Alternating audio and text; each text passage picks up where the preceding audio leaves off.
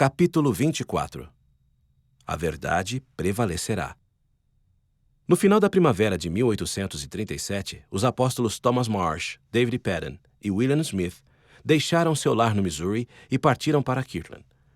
Muitos santos de Sião estavam agora instalados ao longo de um riacho chamado Shoal Creek, a cerca de 80 quilômetros a nordeste de Independence. Naquele lugar, eles fundaram uma cidade chamada Far West, usando o projeto de Joseph para a cidade de Sião como guia para organizar o assentamento. Na esperança de encontrar uma solução pacífica para os problemas constantes dos membros da igreja com seus vizinhos, a Assembleia Legislativa do Missouri organizou o condado de Caldwell, que abrangia as terras ao redor de Far West e Shoal Creek para o assentamento dos santos.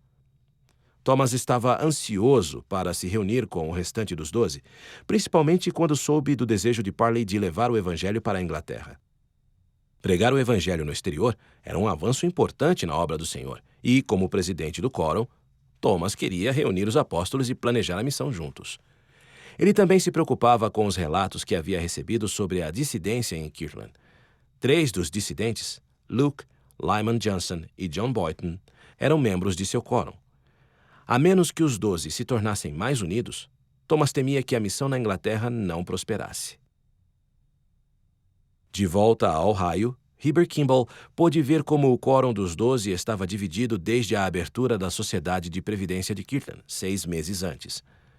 Quando os esforços de Joseph para pagar as dívidas da igreja falharam, Orson Hyde, William McClellan e Orson Pratt também começaram a ficar nervosos com ele. Com Parley Pratt agora se opondo a Joseph, Brigham Young e Heber eram os únicos apóstolos leais que restaram em Kirtland. Um dia, quando Heber se sentou com o profeta ao púlpito do templo, Joseph se inclinou para ele e disse: "Irmão Heber, o Espírito do Senhor sussurrou para mim, que meu servo Heber vá para a Inglaterra e proclame meu evangelho e abra a porta da salvação para aquela nação." Heber ficou surpreso. Ele era um simples oleiro com pouco estudo. A Inglaterra era a nação mais poderosa do mundo e seu povo era famoso por sua cultura e devoção religiosa. "Ó Senhor", ele orou, "sou gago e totalmente inapto para tal trabalho.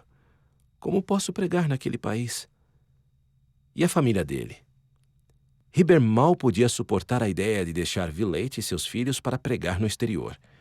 Ele tinha certeza de que outros apóstolos estavam mais qualificados para liderar a missão. Thomas Marsh era o apóstolo sênior e havia sido um dos primeiros a ler o livro de Mormon e se unir à igreja. Por que o Senhor não o enviaria? Por que o Senhor não escolhera Brigham? Heber perguntou a Joseph se Brigham poderia, ao menos, ir com ele para a Inglaterra. Brigham tinha mais tempo de apostolado no quórum porque ele era mais velho que Heber. "Não", disse Joseph. Ele queria que Brigham ficasse em Kirtland.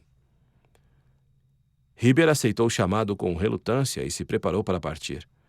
Ele orava no templo diariamente pedindo a proteção e o poder do Senhor. Logo, a notícia de seu chamado se espalhou por Kirtland, e, ansiosos, Brigham e os outros apoiaram sua decisão de ir. "Faça como o profeta orientou", disseram a Heber, "e seja abençoado com poder para fazer um trabalho glorioso." John Boynton foi quem menos o incentivou. "Se você é tão estúpido a ponto de aceitar o chamado do profeta derrotado, não vou me esforçar para ajudá-lo", zombou ele. Lyman Johnson também se opôs, mas, ao ver a determinação de Heber de ir, ele tirou seu casaco e o colocou nos ombros de Heber. Logo, Joseph Fielding veio para Kirtland com um grupo de santos canadenses, e ele e vários outros foram designados para a missão, cumprindo assim a profecia de Heber de que a missão de Parley no Canadá estabeleceria o alicerce para uma missão na Inglaterra. Orson Hyde se arrependeu de sua falta de lealdade e se juntou também à missão. Por fim, Heber convidou o primo de Brigham, Willard Richards, para acompanhá-los. No dia de sua partida, Heber se ajoelhou com Villette e seus filhos. Ele orou para que Deus lhe desse uma viagem segura pelo oceano, fizesse com que ele fosse útil no campo missionário e cuidasse de sua família enquanto ele estivesse fora. Depois, com lágrimas escorrendo no rosto, ele abençoou cada um de seus filhos e partiu para as Ilhas Britânicas. A crise econômica nacional continuou durante o verão de 1837. Sem dinheiro e com pouco alimento, Jonathan Crosby deixou o trabalho em sua casa para se juntar a um grupo que estava construindo uma casa para Joseph e Emma. Mas Joseph apenas podia pagar os trabalhadores com notas promissórias da Sociedade de Previdência, que os comerciantes de Kirtland estavam aceitando cada vez menos como pagamento. Logo, as notas não teriam mais valor. Pouco a pouco, os homens do grupo foram saindo para procurar trabalho melhor remunerado. Mas a crise financeira havia deixado poucos empregos em Kirtland e arredores, ou em qualquer outro lugar do país. Como resultado, o custo dos produtos subiu e o preço das terras caiu acentuadamente. Poucas pessoas em Kirtland tinham meios de sustentar a si mesmas ou aos trabalhadores. Para pagar as dívidas da igreja, Joseph teve que hipotecar o templo, colocando-o em risco de execução hipotecária.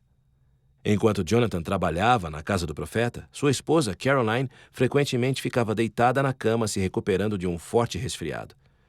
Uma infecção no seio a impedia de amamentar seu filho, e à medida que o suprimento de comida diminuía, ela se preocupava com a forma como a família conseguiria sua próxima refeição. Eles tinham uma pequena horta que fornecia algum alimento, mas não tinham uma vaca, forçando-os a comprar leite dos vizinhos para alimentar o filho. Caroline sabia que a maioria de seus amigos estava na mesma situação. Às vezes, alguém compartilhava comida com eles, mas, com tantos santos lutando para sobreviver, parecia que ninguém tinha o suficiente para compartilhar. Com o passar do tempo, Caroline viu Parley Pratt, os Boynton e outros amigos próximos culparem a igreja por suas dificuldades. Ela e Jonathan não tinham perdido dinheiro para a Sociedade de Previdência, mas também não ficaram imunes à crise. Como muitos outros, eles mal conseguiam sobreviver. No entanto, nem ela nem Jonathan sentiram vontade de deixar a igreja ou abandonar o profeta.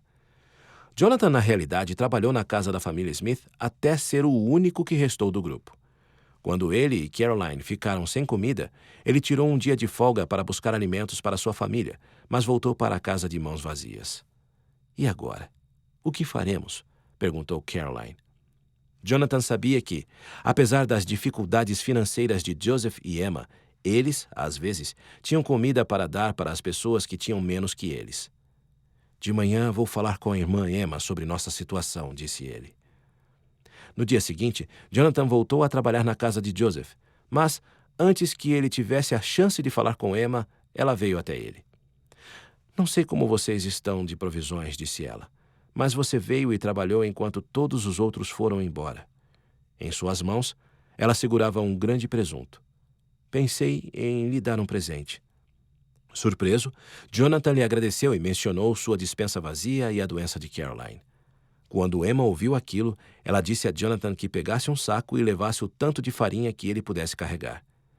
Jonathan levou a comida para casa mais tarde naquele dia, e quando Caroline comeu sua primeira refeição de verdade em alguns dias, ela achou a coisa mais deliciosa do mundo. Mas, no final de junho, os dissidentes em Kirtland haviam se tornado mais agressivos. Liderados por Warren Parrish, eles interromperam as reuniões de domingo no templo e acusaram Joseph de todos os tipos de pecados. Se algum membro da igreja tentasse defender o profeta, os dissidentes gritavam e ameaçavam matá-los. Mary Fielding, que se mudara para Kirtland com o irmão antes de ele partir para a Inglaterra, ficou consternada com a turbulência em Ohio. Em uma reunião no templo certa manhã, Parley Pratt chamou Joseph ao arrependimento e declarou que quase toda a igreja havia se afastado de Deus.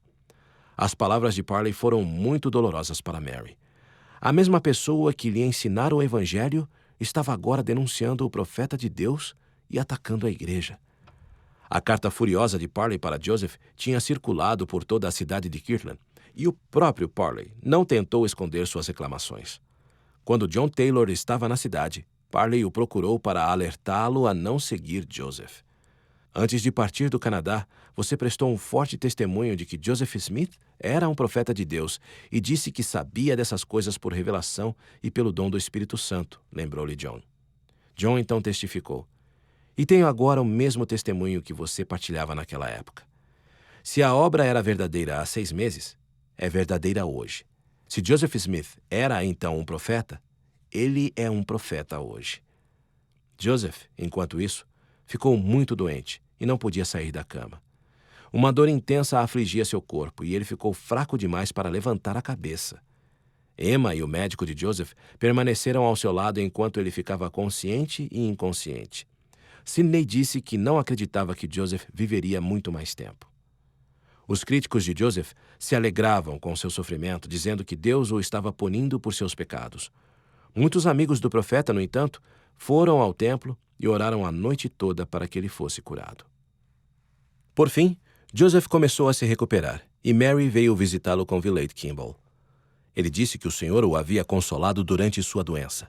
Mary se alegrou ao ver que ele estava melhorando e o convidou para visitar os membros da igreja que viviam no Canadá quando ele estivesse bem novamente. No domingo seguinte, Mary participou de outra reunião no templo.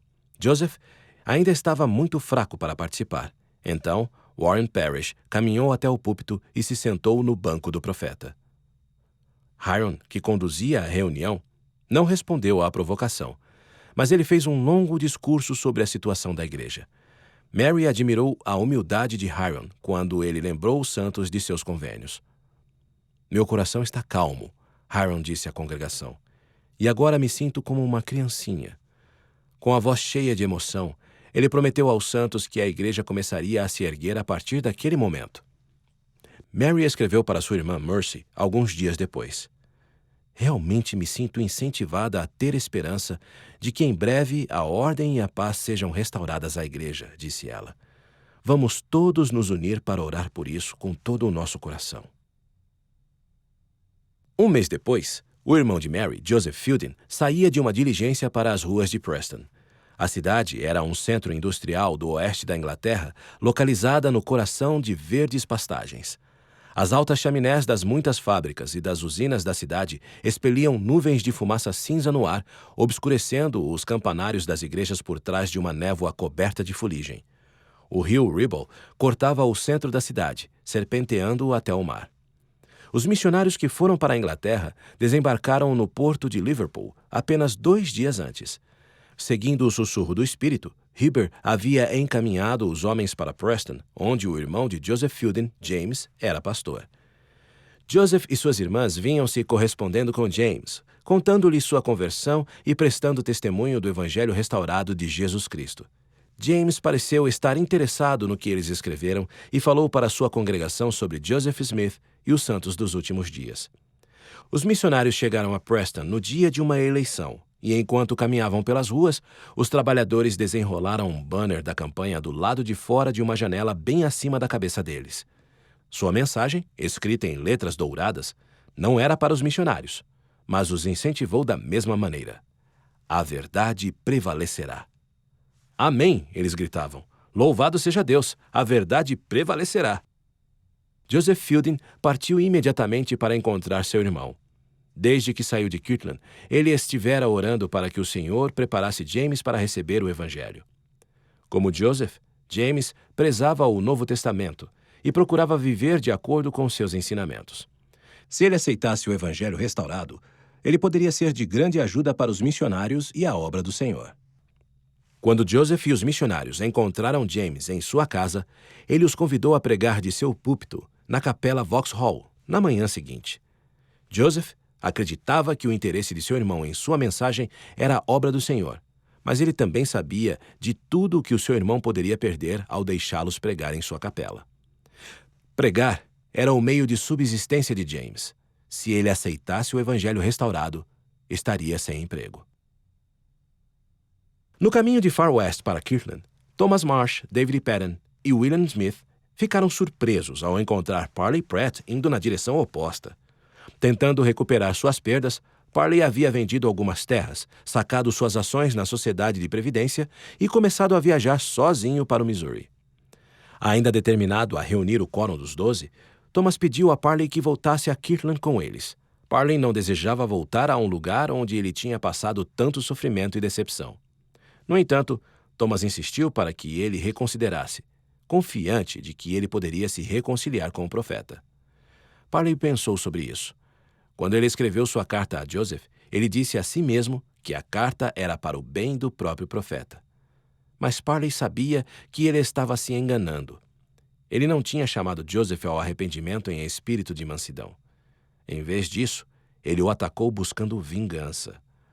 Parley também percebeu que seu sentimento de traição o cegara para as dificuldades de Joseph. Falar contra o profeta e acusá-lo de egoísmo e ganância tinha sido errado. Envergonhado, Parley decidiu voltar a Kirtland com Thomas e os outros apóstolos. Assim que chegaram, ele foi à casa do profeta. Joseph ainda estava se recuperando de sua doença, mas estava ficando mais forte. Parley chorou quando o viu e pediu desculpas por tudo o que ele tinha dito e feito para prejudicá-lo. Joseph o perdoou, orou por ele e o abençoou. Thomas, enquanto isso, tentava reunir os outros membros dos 12. Ele conseguiu reconciliar Orson Pratt e Joseph, mas William McClellan havia se mudado e os irmãos Johnson e John Boynton não puderam ser apaziguados. O próprio Thomas começou a reclamar ao saber que Joseph enviara Heber Kimball e Orson Hyde para a Inglaterra sem consultá-lo. Como presidente dos 12, não era sua responsabilidade dirigir o trabalho missionário e liderar a missão para a Inglaterra? Ele não tinha vindo a Kirtland para reunir os 12 e enviá-los ao exterior? Ele orou por Heber e Orson e pelo trabalho que estavam fazendo no exterior, mas seu ressentimento e orgulho ferido eram difíceis de sobrepujar. No dia 23 de julho, Thomas conversou sobre o assunto com Joseph. Ao se reunirem, resolveram suas diferenças e Joseph recebeu uma revelação dirigida a Thomas. És o homem que escolhi para possuir as chaves de meu reino, no que diz respeito aos 12, entre todas as nações, assegurou-lhe o Senhor. Ele perdoou seus pecados e lhe pediu que tivesse bom ânimo. Mas o Senhor afirmou que os 12 agiram sob a autoridade de Joseph e seus conselheiros na primeira presidência, mesmo em questões relacionadas ao trabalho missionário. Aonde quer que eles te mandarem, vai, e estarei contigo, disse o Senhor. Ele disse a Thomas que seguir a orientação da primeira presidência levaria a um maior sucesso no campo missionário. Em todo lugar que proclamares meu nome, uma porta eficaz ser-te-á aberta, prometeu ele. O Senhor também ajudou Thomas a saber como recuperar seu quórum dividido. Sê humilde, e o Senhor teu Deus te conduzirá pela mão e te dará resposta às tuas orações, disse ele. Ele exortou Thomas e os 12 a deixar de lado suas diferenças com Joseph e a se concentrarem na missão. Vede que não vos preocupeis com os negócios da minha igreja neste lugar, continuou ele, mas purificai o coração diante de mim. E depois ide por todo o mundo e pregai meu evangelho a toda criatura. Vede quão grandioso é vosso chamado, disse o Senhor.